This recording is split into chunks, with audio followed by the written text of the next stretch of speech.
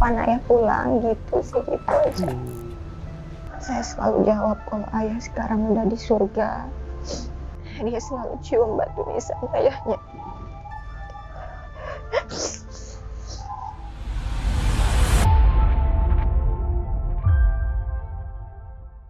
Assalamualaikum warahmatullahi wabarakatuh. Tribuners, saat ini saya berada di rumah almarhum Brigadir Nur Hadi. Saya sudah bersama istri almarhum, Mbak Elma Agustina. Assalamualaikum, Mbak. Waalaikumsalam. Terima kasih sudah kami diterima dari Tribun Lombok. Iya. Terima kasih. Sehat, Mbak? Alhamdulillah. Sehat. Alhamdulillah. Anak-anak gimana? Alhamdulillah sehat. Tetap semangat, Bu ya. Semoga kuat menghadapi cobaan yang berat tentunya bagi keluarga ini. Dan selain Mbak Elma, di sini saya sudah ditemani tim kuasa hukum, Bu ya. Bang Kumar. Gimana kabar, Bang? Alhamdulillah sehat. Sehat ya? Baik. Alhamdulillah. Tribuners, ya kami mengucapkan turut berduka cita, Bu, atas apa yang dialami suami Ibu ya. Ibu masih agak drop kayaknya hari ini. Iya. Masih agak lemas ya, Bu. Masih, berarti sejak peristiwa itu Ibu masih drop sejak itu ya? Iya. Sekarang sudah bisa beraktivitas, mulai beraktivitas kerja sehari-hari. Alhamdulillah. Iya. Alhamdulillah. Oh, gitu ya. Sudah bisa. Tidak sebelumnya gimana? Pasti tidak pergi Sebelumnya keluar. iya. Apalagi dengan pemberitaan di media yang selalu menjatuhkan almarhum, nama baiknya almarhum. Anak-anak sekarang di mana? Di sini juga? Iya. Di Yang sini. paling besar udah sekolah? Iya, sekolah. Sekolah TK. SD, TK ya? Yang nganter mbahnya tuh Ibu? Kadang-kadang saya, kadang-kadang ada kakak misalnya dia. Oh, di sini tinggal bersama siapa aja, Bu? Tinggal Sama bapak sama adik. bapak sama adik. Ini sama almarhum juga tinggal di sini juga. Tinggal di satu atap ya. Jadi masih ada yang nemani Ibu ya sejak kepergian almarhum. Ya. Ibu, kita pengen tahu lebih dalam sebenarnya.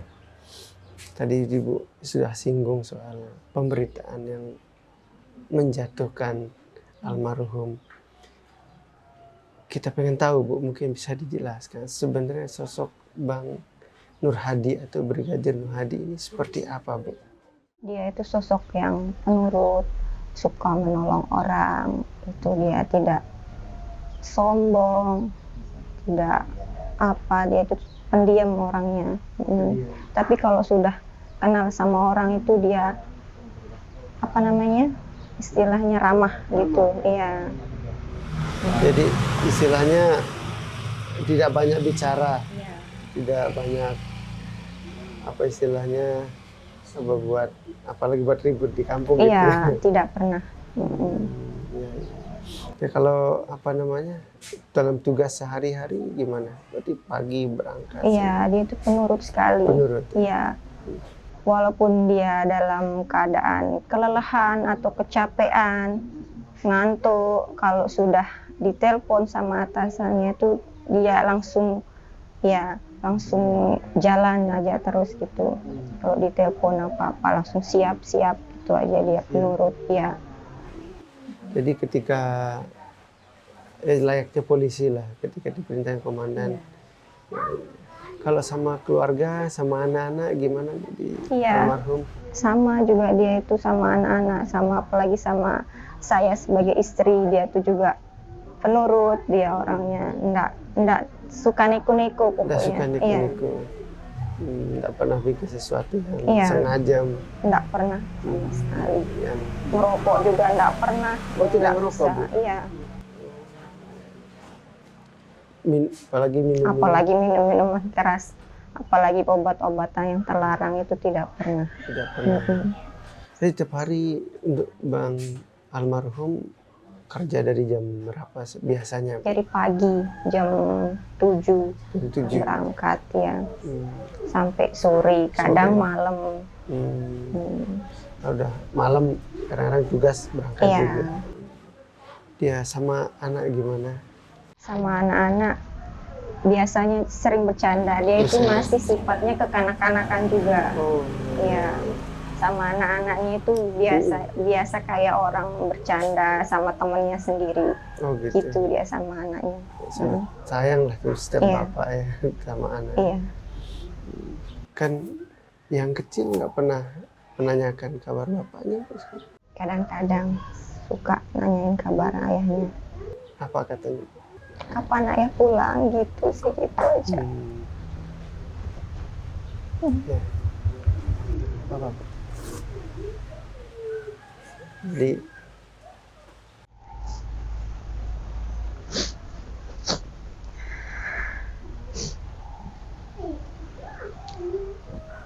biasanya ibu jawab apa ke anaknya? Iya. Saya selalu jawab kalau ayah sekarang udah di surga, sudah bahagia di surga, gitu aja saya jawabnya.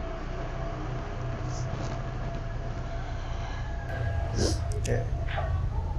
Kalau dia ke kubur ayahnya juga, dia selalu cium batu nisan ayahnya.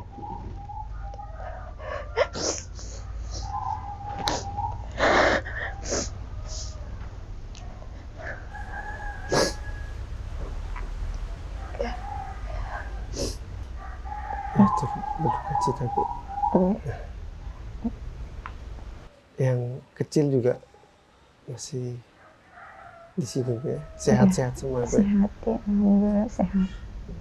Berarti harusnya kemarin pas peristiwa itu katanya harusnya ada akikahan. Iya, sempat ada rencana mau akikah setelah 40 harian. Tuh, 40 harian anaknya yang kedua.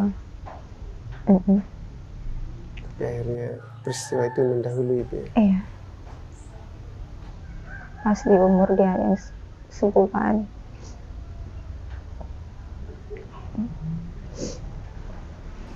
Tabah Bu. Mungkin ya jalannya. Apa yang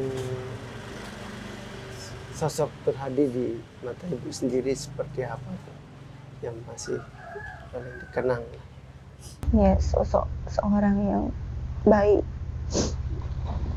Kalau sudah baik sama orang itu, dia tidak pernah berpikir berprasangka buruk sama orang lain. Kalau orang sudah baik sekali itu, seterusnya dia baik juga sama orang itu, lebih baik dari orang yang sudah baik sama dia. Gitu dia sifatnya.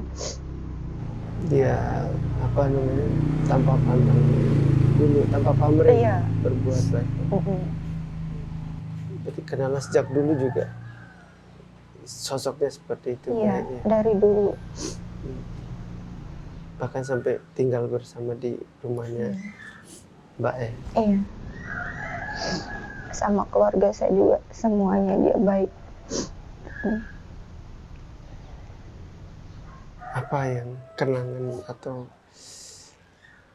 kata-kata yang sering diucapkan yang ibu ingat dari Setiap kali dia berangkat kerja itu pasti dia salaman itu kan, cium biasa seperti orang biasa itu, cium kening, cium pipi, cium anak-anaknya juga. Setiap pagi walaupun saya masih tidur, dia selalu bangunin buat berangkat kerja. jadi itu yang sosok Nur Hadi ya. Iya. Artinya di lingkungan dia ramah, Iya. dia baik, dan artinya sama sayang keluarga juga. Iya. Dia. Ibu, ini masih soal sosok almarhum. Apa cita-cita atau keinginan almarhum yang pernah dia cerita ke ibu, yang sering mungkin diungkapkan, rencana-rencana ke depan? Kita itu kita bikin rumah usaha sendiri, terus dia mau anaknya juga jadi orang sukses seperti dia gitu kan, kalau bisa lebih dari dia gitu. Anaknya juga kalau ditanya cita-citanya apa, itu dia selalu jawab jadi akpol. Dari umur 2 tahun dia sudah cita-cita jadi akpol. Dia tahu dia. Yang paling besar usia berapa? 5 tahun. 5 tahun. Udah lihat, karena lihat bapaknya. Iya. Ingin almarhum pengen anaknya lebih sukses dari dia ya, bisa masuk akpol. Iya. Kalau dan termasuk rumah sendiri Bu ya, kan masih di rumah orang tua ya sampai saat ini. Udah berapa tahun berkarir di kepolisian almarhum? 10 tahun. 10 tahun. Pernah ditugaskan ke Lombok juga kan? Pertama dia di Dompu. Tugas jadi Dompu. Waktu masih bujang jadi Dompu. Di unit apa Bu? Sabara. Sabara. Bagi di lapangan itu di Sabara hadapi demonstrasi. Iya. Huru hara dan sebagainya. Sekarang almarhum kan sudah nggak ada. Bagaimana ke depan ibu sama anak-anak itu rencana? Harapan saya sih semoga dengan harapan saya untuk institusi kepolisian ini kan almarhum gugur dalam tugas, bisa dibantu anak-anak saya untuk masa depannya jadi sosok seperti yang diinginkan ayahnya, menggantikan ayahnya, itu aja sih. Ayahnya bisa mencapai cita-cita tadi itu Bu ya. Siap. Ibu, ini kalau kita boleh flashback Bu ya, sebelum malam atau hari almarhum ke Bekasi sama itu awalnya seperti apa? Ya, ngomong ke Ibu. Awalnya kita sempat bercanda-canda, gurau. Waktu itu kan dia sempat masuk kantor pagi, dia pulang ke rumah jam 10. Saya sempat nanya, kok tumben cepat sekali pulang? Katanya sekarang saya jadi nganter atasan saya Gili gitu kan, yang bosnya yang ini ke Gili, saya mau ambil baju gitu, katanya saya yang siapin baju-bajunya. Dia dia juga sempat bercanda-canda, sempat gendong yang kecil itu, anak saya yang paling kecil sempat digendong, sempat bercanda. Waktu itu dia masih sehat, seger, tidak ada perasaan sama sekali, perasaan apa-apa, firasat apa-apa itu tidak ada sama sekali. Tidak ada firasat buruk? Tidak ada. Pokoknya normal gitu, apalagi beliau kayaknya senang gitu ya, karena kamu menemani pimpinan gitu. Dan katanya menemani dalam rangka apa Bu? Dalam rangka tugas. Iya.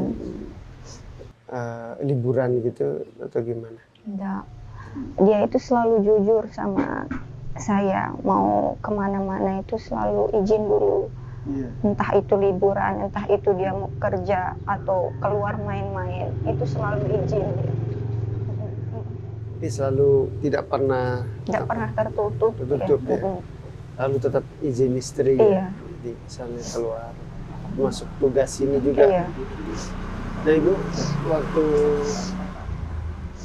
awal berangkat jam berapa Bu? Siang dari rumah. Dari rumah ya. Nah, terus Nyampe sana juga sempat saya video call. Oh, sempat sampai Gili ya? Iya. Itu jam berapa? Sekitar jam 4 sore itu saya video call sama almarhum. Itu juga masih jelas saya ingat dia baring-baring di kamar.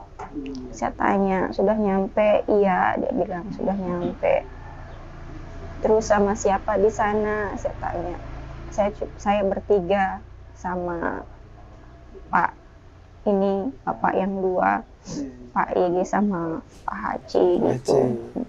Jadi Ibu tenang terus? Iya, terus dia sempat nanyain anak-anak juga. Waktu itu anak-anak lagi tidur. Nanti dah saya telepon lagi, saya bilang gitu kan. Saya tutup teleponnya. Terus pas yang anak-anak sudah bangun, habis maghrib dia pulang ngaji, dia sempat telepon ayahnya. Jam berapa tuh? Sekitar jam 7. 7 malam. Iya, jam 7 malam. Sempat dia telepon ayahnya 3 kali. Video call? Video call sama Video call. telepon biasa juga. Sempat ditelepon tapi nggak diangkat-angkat. Jam 7 itu dia nelpon atau Ibu? Anaknya yang telepon. Iya. Tapi nggak diangkat? Nggak diangkat. Berarti yang terakhir komunikasi tadi jam Sore jam Iya. 4 tadi itu ya? Pas baru nyampe. Iya. Setelah apa kata-katanya waktu itu yang Ibu ingat terakhir, pesan percakapan terakhir? Percakapan terakhir cuma itu aja, dia nanyain anak-anak itu aja. Gimana kabar anak gitu ya? Iya. Mana anak-anak itu aja sih. Setelah itu udah, itu terakhir kali. Iya. Ibu video call sama Ibu juga ya? Iya.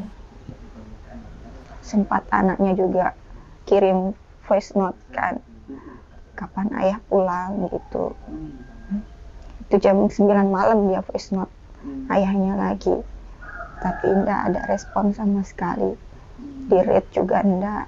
Biasanya dia kalau udah ditelepon pasti nelpon balik. Saya bangun nyusuin yang kecil, saya lihat HP, selalu lihat HP kok tumben. Tidak ada balasan, tidak ada telepon balik gitu. Jam 2 itu dikabarin kalau almarhum kecelakaan gitu. Yang ngabarin waktu itu siapa, Bu? Bapak sendiri yang waktu itu dapat kabar dari pihak Polda. Bapak? Iya, Bapak yang pertama dikabarin. Kalau saya belum berani langsung dikasih tahu. Oh, langsung ke Bapak ya? Iya. Bapaknya Ibu? Iya. Mertuanya Bang? Iya.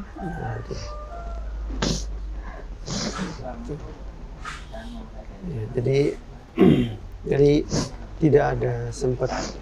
Tapi sebelumnya katanya pernah curhat soal sebelumnya.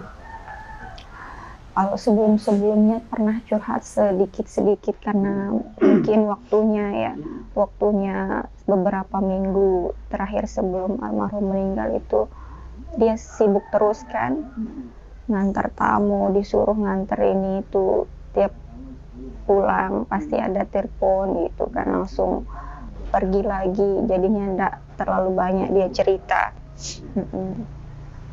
Waktu itu dia sempat cerita kalau dia di kantor itu kayak ada yang enggak suka gitu sama dia, gitu aja sih. Tapi kan dia juga enggak tahu siapa orang yang enggak dikasih tahu siapa orangnya gitu. Ada yang nggak suka itu Iya. di kantor Iya. gitu, sama Sering saya ingetin juga kan, hati-hati, saya bilang gitu. Hati-hati kalau kerja, saya bilang gitu, nggak usah. Kalau dia kan sifatnya kalau sudah baik, orang sudah baik sama dia itu dikira seterusnya orang itu baik sama dia. Saya selalu ingatkan, hati-hati, saya bilang gitu. Kita tidak tahu satu-satu orang itu gimana, saya gituin dia. Pernah cerita nggak suka karena apa gitu? Mungkin karena kerjaan almarhum ini kan orangnya terlalu polos ya. Polos, terus juga dia banyak yang suka seperti sama atasannya itu banyak yang sudah kasih kepercayaan gitu sama almarhum ini. Mungkin Cepat ya, iya, cepat dekat sama akrab pimpinan. ya. Sebelumnya juga kan dia pernah tugas di Polres, habis itu dia ke Polda lagi. Nah mungkin karena itu juga ada seorang yang tidak suka sama dia itu. Kan di Lombok Utara sebelum ke Polda tugasnya Bu ya? Enggak, di Polres Mataram. Mataram. Ya. Pernah cerita menangani kasus apa mungkin almarhum? Kalau cerita-cerita masalah itu sih kurang ya. Jarang ya? Jarang. Materi kasus mungkin. Iya, kita juga nggak ngerti. Iya. Berarti kalau pas Ibu, saya mau balik lagi ke tadi tuh, waktu pertama kali dapat telepon atau kabar almarhum sudah tidak ada itu, apa informasi yang diterima? Maksudnya meninggal karena apa? Waktu itu sempat dikabari meninggalnya karena tenggelam. Saya juga kan mikirnya tidak masuk akal tenggelam gitu. Tenggelamnya itu di mana? Waktu itu saya bertanya-tanya, tenggelamnya itu di mana? Terus karena apa? Terus dia sama siapa? Kok bisa sendiri yang diketemukan dalam kondisi seperti itu? Gitu. Di kolam tinggi almarhum berapa? Cuman tinggi iya, juga. Tinggi. Apalagi polisi kan. Polisi. Dan apalagi kolamnya kecil kan. Iya. Ya, Ibu memang dari awal sudah ada rasa curiga ya. Iya. Karena meninggal tenggelam di kolam renang lagi. Iya, gitu. Apalagi dengan kondisi yang kita lihat itu kondisinya yang tidak seharusnya orang tenggelam seperti itu. Iya. Almarhum berangkat dalam kondisi yang tidak sakit gitu ya. Iya. Tidak ada kecelakaan. Ya lalu apa yang reaksi Ibu waktu itu ketika almarhum dijadikan dalam protes kah atau bertanya kah? Saya tidak sadarkan diri, tidak tahu juga, bingung waktu itu kan. Saya tidak sadarkan diri, kaget juga. Ya, sudah nggak bisa mikir macam-macam ya. Iya. Ya lalu siapa orang yang pertama Ibu ajak bicara setelah peristiwa itu? Kakak saya. Kakak. Ibu cerita apa ke kakaknya? Iya, tanya-tanya saya. Tanya-tanya pertama kali waktu almarhum berangkat itu di mana, dia ngomongnya apa, terus dia pernah cerita nggak ada apa gitu. Itu aja saya sempat cerita-cerita sama kakak saya yang pertama itu aja. Oh gitu. Tidak ada kasus yang ditangani kah beberapa bulan terakhir gitu? Sempat sempat diceritakan ada tahanan yang kabur itu aja. Oh gitu. Ya. Tahanan yang di Polda itu. Polda. Itu aja ya.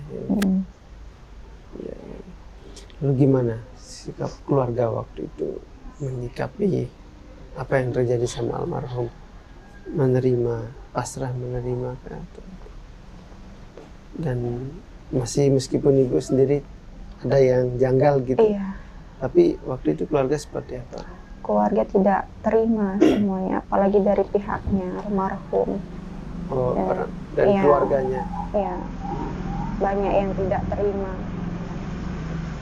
dengan kepergiannya yang tidak masuk akal lah, orang tenggelam seperti itu.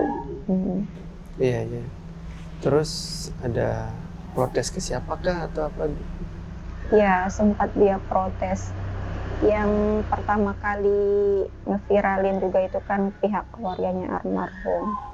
Yang Nur Hadi ya? Iya. Yang dibertais ya? Iya. Iya. Mengapa baru waktu itu belum terdengar suaranya protes, ada kejanggalan begitu? Apakah ada pihak-pihak tertentu yang mendatangi keluarga. Tidak ada sama sekali tekanan dari pihak manapun dan Diminta. siapapun. Diminta untuk tidak mengaku, atau sempat saya dengar itu Bu. Tidak ada sama sekali pihak manapun dari siapapun yang menekan kita untuk tidak berbicara. Itu mungkin karena dari kita sendiri awalnya kan tidak mau supaya semuanya tidak di-up di media. Karena kita takutnya nanti kan ada omongan orang-orang di luar sana yang tidak kenal sama almarhum dibilang yang nggak enak gitu. Jadi dari pihak keluarga sendiri memang tidak ingin masalahnya dibesar-besarkan. Iya, waktu itu sebelum kita tahu hasilnya ini. Meskipun tetap ada perasaan yang janggal janggal itu. gitu. Iya. Ya. Lalu kan dari sekian banyak pemberitaan, terus melihat apa kronologis yang diberikan ke polisian itu, Ibu terima nggak? Bisa maksudnya? Tidak. Almarhum kan parti sama pimpinan, kemudian ada itu perempuan. Salah satunya yang kita tidak terima. Terus ada dari dugaan pihak keluarga. Apa namanya? Kita kan mengenal almarhum, gimana orangnya. Tidak cuman kita dari pihak keluarga, tapi orang-orang di sekelilingnya juga yang kenal sama almarhum itu tahu betul gimana sifatnya almarhum, gimana wataknya almarhum. Jadi tidak seharusnya orang yang di luar sana itu berbicara menjatuhkan almarhum gitu. Itu yang kita tidak terima. Dia hanya nemani pimpinannya ke situ, Iya. menjalankan tugas. Dia cuma tugasnya sebagai sopir, bagi sopirnya yang dua. Dia hanya sebagai apa Bu? Sopir. Sebagai sopir aja. Dan kalau party terus ada yang mohon maaf yang kita dengar itu minum atau obat gitu tertentu, itu gimana itu? Itu bisa jadi dia dipaksa atau dicekokin gitu. Karena almarhum ini kan orangnya tidak pernah namanya merokok, apalagi hal-hal seperti itu. Jadi di seharian juga? Pernah juga sempat dia cerita waktu itu bulan puasa. Dia sering diajak ke tempat makan, nganter atasannya.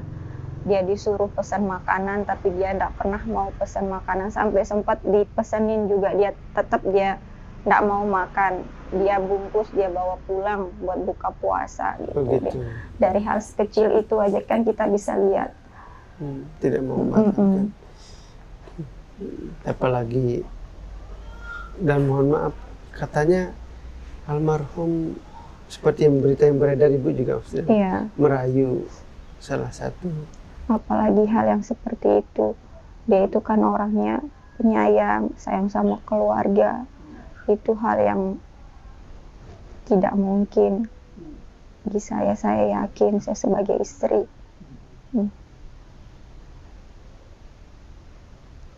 Ibu gimana tuh? Mohon maaf, di banyak pemberitaan juga seperti menggoda atau merayu perempuan atasan itu. Tidak mungkin, soalnya kan dia sangat nurut sekali sama atasannya. Jadi tidak mungkin dia berani menggoda apalagi merayu perempuan yang memang itu punya atasannya. Jadi di sana hanya untuk melayani pimpinan di situ, Bu. Nganter. Soalnya kami mohon maaf harus konfirmasi informasi yang kami terima, dan Ibu juga mungkin sudah membaca, dan itu dari pihak polisian juga yang membeberkan barang bukti termasuk kronologi, motif, dan termasuk yang tadi itu kami dapat dari penyidik Polda gitu kan Bu ya. Jadi kalau gambaran itu kan jauh sekali Bu, dari apa langkah yang dilakukan oleh Ibu sendiri dan pihak keluarga sendiri saat ini. Upaya hukum mungkin yang dilakukan Bu.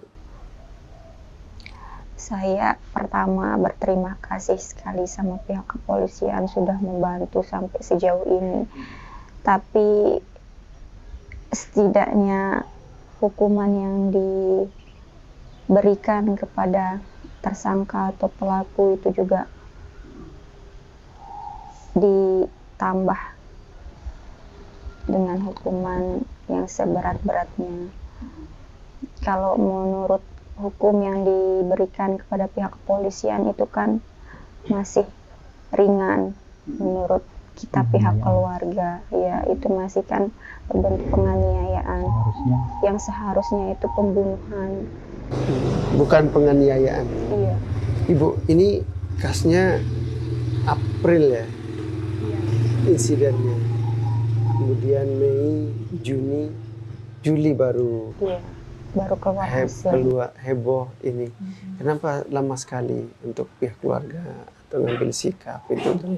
Nah, itu juga yang kita apakah ibu dapat ancaman? Tidak terima kan.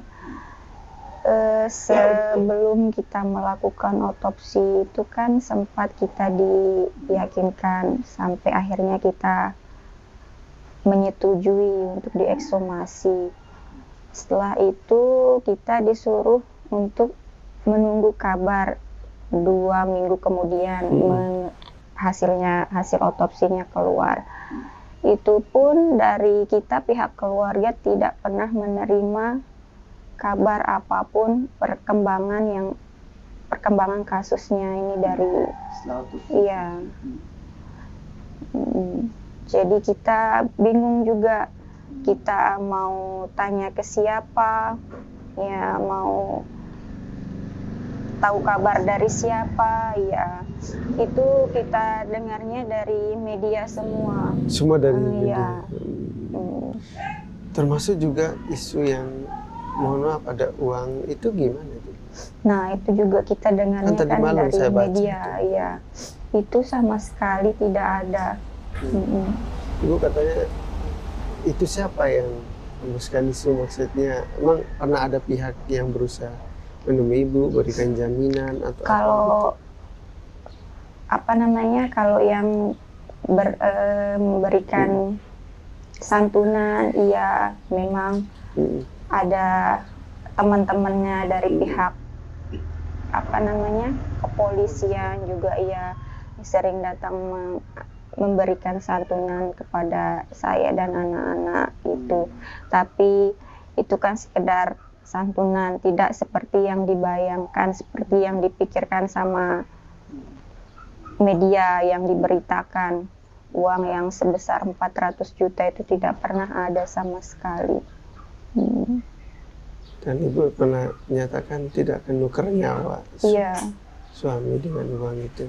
Saya baca Bu. Tapi tidak pernah sedikit pun orang yang datang memberikan uang sebanyak itu kan? Tidak pernah. Kalau katanya ibu dapat chat atau ancaman itu benar? Yang seperti apa, Mus? Ada ancaman ke ibu atau keluarga? Tidak ada. Tidak ada sama sekali. Nah, kemudian ibu, apalagi kejanggalan yang ibu rasakan dalam proses ini saat ini penanganan? Janggalnya sih kita itu belum bisa terima karena kasusnya ini kan belum transparan, belum sepenuhnya terungkap siapa pelaku utamanya. Itu yang kita harapkan. Artinya sejak awal apakah proses ini masih bagi keluarga terkesan tertutup atau bagaimana bagi keluarga yang ibu keluarga rasakan? Iya. Tidak pernah dikasih tahu proaktif. Iya. Penyidik itu. Iya, dikasih tahu secara transparan itu tidak pernah. Kemarin kan kita tahunya ini dari hasil otopsi yang keluar dari media.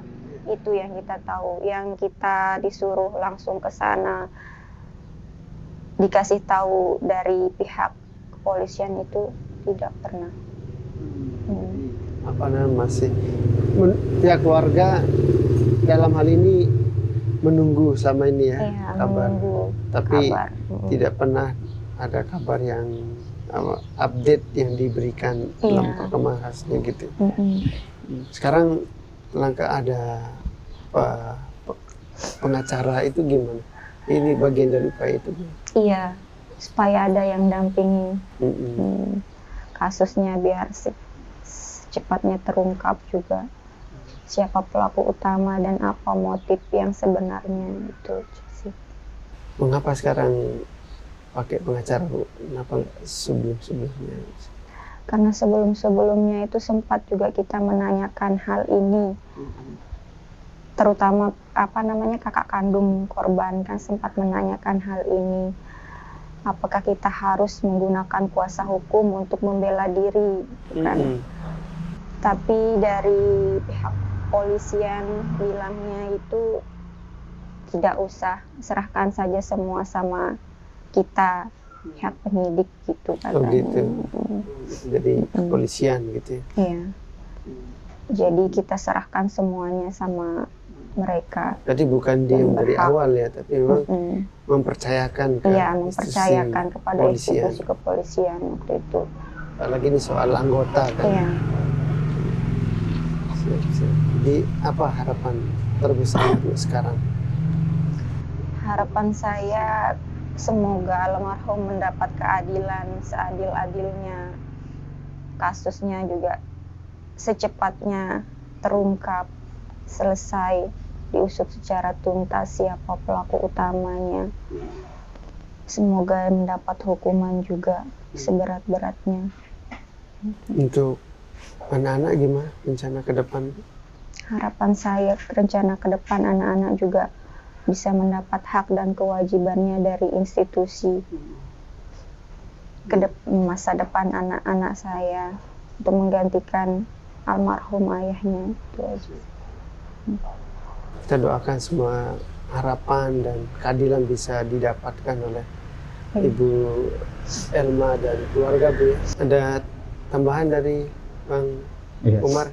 Baik, terima untuk kasih proses ini. Bang Sir. Kami mengucapkan terima kasih kepada Bang Sir dan tim Tribun karena berkenan datang ke rumah Brigadir almarhum tinggal di tempat kita yang sekarang. Tentu kami mendampingi keluarga korban ini, saya Kumar Gaurab dan rekan saya Giras Gentati Wikrama, ini berangkat dari kegelisahan dari keluarga. Kegelisahan keluarga yang kami maksud ini, keluarga merasa tidak ada kejelasan dari proses ini, mulai dari seperti yang disebutkan dari bulan April sampai dengan saat ini belum ditentukan siapa tersangka utama gitu. Dan berangkat dari situ keluarga juga menganggap ini merasa tidak ada kepastian hukum dan keadilan bagi keluarga. Artinya proses ini diharapkan dilakukan dengan komprehensif, dalam arti perkara ini tidak disederhanakan dengan motif merayu perempuan atasannya, dan itu sudah ditanggapi oleh keluarga. Itu adalah fitnah yang keji, jadi mohon diluruskan, itu adalah fitnah yang keji. Ditambah lagi pemberitaan-pemberitaan yang beredar, yang tersiar di media sosial maupun media mainstream, bahwa almarhum brigadir ini menggunakan narkotika. Tadi sudah dijelaskan, mungkin ini menjadi fakta menarik, bahwa dugaannya dia dicekokin oleh atasannya terhadap peristiwa tuduhan tersebut itu. Dan kami bukan berasumsi, tapi ini kami menduga bahwa perkara ini banyak fakta-fakta yang dimanipulasi gitu. Kebohongan-kebohongan yang dilakukan oleh para tersangka ini tidak sejalan dengan keterangan-keterangan yang kami dapat gitu. Jadi kami juga membantu keluarga. Misalnya apa itu, Bang? Kebohongan tentang proses kejadian. Ada yang kronologi bahwa jam 5, jam malam gitu. Jadi ini harus dikonfirmasi gitu. Kemudian terkait dengan informasi tersebut, penyebab kematian adalah awalnya diinformasikan oleh para tersangka ini adalah tenggelam di kolam, tapi akhirnya semakin ke sini setelah dilakukan proses otopsi dan dikeluarkan oleh dokter forensik bahwa ini memang diduga kuat ada sebuah proses kematian itu yang menyebabkan patahnya tulang lidah. Berarti ini kan ada peristiwa hukum yang patut diduga oleh keluarga semakin kesini adalah peristiwa pembunuhan bukan penganiayaan. Jadi itu yang kami ingin pertegas gitu. Kami harus mendampingi korban untuk mendapatkan kepastian dan keadilan tersebut. Artinya begini, atas kebohongan atau manipulasi informasi tersebut, keluarga berharap adanya sebuah penyidikan yang komprehensif. Misal, kami berharap pihak Polri, penyidik atau aparat penegak hukum berkoordinasi dengan jaksa, polisi, penyidik berkoordinasi dengan jaksa untuk melakukan meminta petunjuk apakah penerapan pasal penganiayaan ini sudah tepat atau bahkan ada unsur pembunuhannya. Karena semakin kesini fakta semakin luas gitu, semakin kami dapatkan bahwa keluarga menduga ini adalah pembunuhan gitu. Jadi selain daripada itu kami mendorong karena para tersangka ini ditahan di Tahti, khususnya MY dan HC ini berada pada satu tempat. Kami berharap biar proses ini berjalan dengan baik, keterangan-keterangan yang diterangkan oleh para tersangka khususnya MY dan HC ini dipisahkan dari Tahti gitu. Karena kami merasa nanti terjadi komunikasi yang tidak baik di antara mereka berdua. Gitu. Tahanan situ. Tahanan. Kami berharap itu dipisahkan. Ya. Nah, kemudian kami mendorong bahkan menginginkan adanya pemeriksaan psikologis forensik kepada para tersangka. Kami merasa sebagai penasihat hukum keluarga tidak cukup hanya dengan menggunakan lie detector atau detektor kebohongan. Kami menginginkan adanya sebuah upaya bahwa proses penyidikan ini ditambahkan dengan melakukan pemeriksaan psikologis forensik kepada para tersangka. Kenapa itu, Bang? Sangat diperlukan. Karena kami menganggap itu yang akan mengungkap riwayat dari para tersangka. Menurut Abang, keterangan selama ini diberikan para tersangka itu berbeda-beda. Berbeda-beda.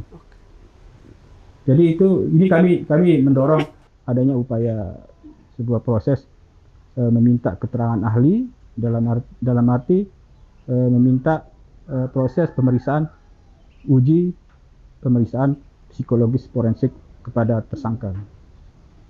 Oke, Bang, berarti langkah hukum sekarang sudah keluarga sudah didampingi ya. Baik. Oke. Ada lagi yang ingin disampaikan Ibu mungkin kepada para penegak hukum, mungkin kepada semua pihak, termasuk mungkin kepada masyarakat Indonesia. Karena ini sudah bukan lagi konsumsi orang Lombok, bukan konsumsi orang NTB, tapi sudah menjadi konsumsi orang se-Indonesia. Mungkin ada hal yang ingin disampaikan sebagai istri korban almarhum. Proses hukumnya harus transparan gitu aja sih. Tidak lagi ditutupi ya? Iya, tidak ada yang ditutup-tutupin dari kita pihak keluarga korban. Dan terpenting anak-anak juga masa depannya terjamin, Bu. Iya, yang terpenting juga satu, anak-anak masa depannya terjamin, itu aja. Ibu, terima kasih atas waktunya.